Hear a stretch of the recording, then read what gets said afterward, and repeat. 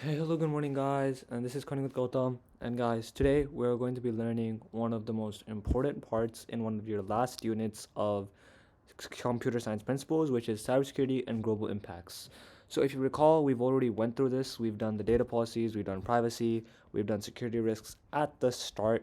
Since we started easy, but now we're going to be doing the actual lab for protecting your data. So, first of all, what is encryption? Many of our computers use this in real time and in real life. Encryption is basically the concept of changing your data. So in the world of ever digitalizing reliance, we have to make sure that our data is secure. And to make sure that this data is secure, we need to make sure that it cannot be accessed to third parties or specifically hackers. We do this by encrypting the data. Every time you send a mail, or when you send a mail on Google, when you go onto Classroom and submit stuff, when you just send your son a text, you will see something saying encrypted using TLS or something else. This means that it, of course, is changed. How do you change the data? So this is a really simple encryption algorithm. So first you have here is plain text as encrypted at all. You can click the buttons below to shift the alphabet and to encrypt this message with a Caesar cipher of your choice. So what is the Caesar cipher? The Caesar cipher is one of the most earliest forms of encryption. It basically entails of switching letters in such way so that the message is deciphered. So, back in times when you had to send messages through hand, they used to write in such language. And then, if it was intercepted, the opponents or whoever intercepted it couldn't understand it because, well, what does this mean? But when it goes to the other party who's actually supposed to receive the message, they have this cipher open. And then they decipher the message, which comes to which comes to whatever the message was in the first place. So here is our cipher, and here is the original. When we move this and then we do all that, it does change. So let's do a Caesar cipher. So what is a Caesar cipher? So the normal Caesar cipher entails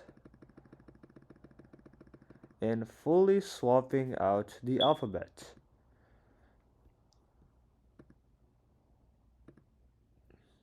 Oh,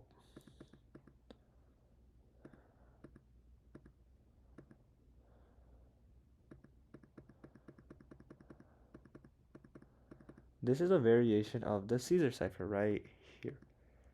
Alright, so what this does is, again, the message is encrypted, but what you can do is you can shift the letter down one, and then you have the message encrypted well. So that's the basics of encryption. Now here's a substitution cipher. So another thing to note is that you want to substitute letters with higher frequencies. For example, E is one of the most used letters in the English alphabet. So when we substitute E, for example, like U, we need to make sure that, for example, a letter with less frequency doesn't substitute a letter with no frequency at all. This makes sure that when we map it, it's harder to crack.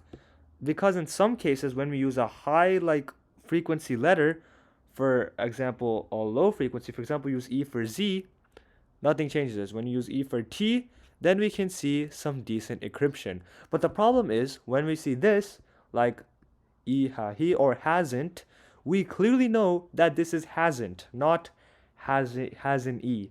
That means we can decrypt the fact that E is equal to T. So that's why it's crucial to decide what you do effectively and make sure that the frequencies match. So let's reset and let's just assign randomly for now.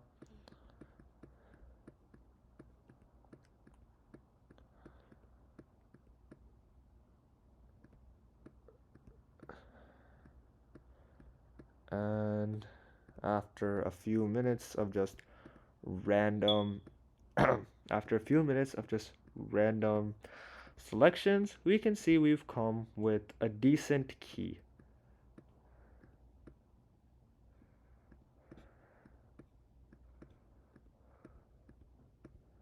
Okay, so now what we see is that since the frequencies are pretty much matched up, we realize that it's really harder to break.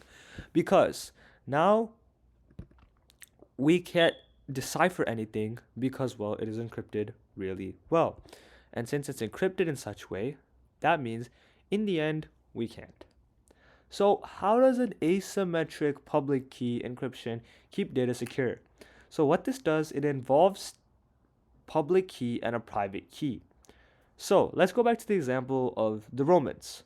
So if a message was intercepted, a public key, which everybody knows, such as normal English, is done, but the cipher, which is a private key, is kept safe. The public key is used by everyone, so even if it does get leaked, which is the normal ABCs, there's still the private key, which is the actual cipher, being safe. So that means nothing's wrong. A way how we do this in real life is with mail. So the public key is what we all write our emails in. Even if that does get leaked, the public key, which is just normal, everyone has access to it. But the private key, which is the cipher, needs to be safe. If the private key gets leaked, then many bad things can happen. So that's just basically a simple selection on how asymmetric encryption works. If you have any questions, put them in the comments below. I'll be glad to answer them. Thank you guys for watching. Don't forget to like and subscribe. This is Coding with Gautam, and I'll see you next time. Have a great day.